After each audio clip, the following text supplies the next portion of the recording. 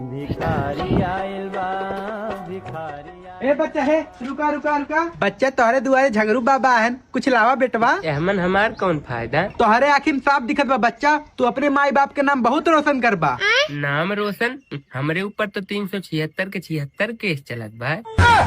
कौनो बात ना बच्चा, जवानी में अक्सर कुल हो जात रहा है, लेकिन तू अपने मेहनत से एक दिन बहुत बड़ा घर दुआर बनई बा। पहले पक्का घर रहा बाबा, लेकिन जब से काम धाम करे तब से करकट में आई है। ऐसा कौन काम करत रहा भैया। अब बाबा छिनरई करत रहे। अच्छा बच्चा वो कुल छोड़ा, ये बताओ तारे एक भाई है ना।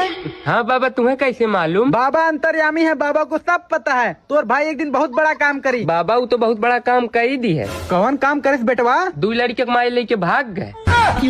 अलग निरंजन, तोर मेहरारू तोर साथ दे बेटवा। हमरे मेहरारुआ के लेके भाग बा। कहा ना साथ चुल्लू भर पानी डूब के मर जाते। मरई जात रे बिचुन, तू ही आई है। हाथ थारी बाहर बिचू।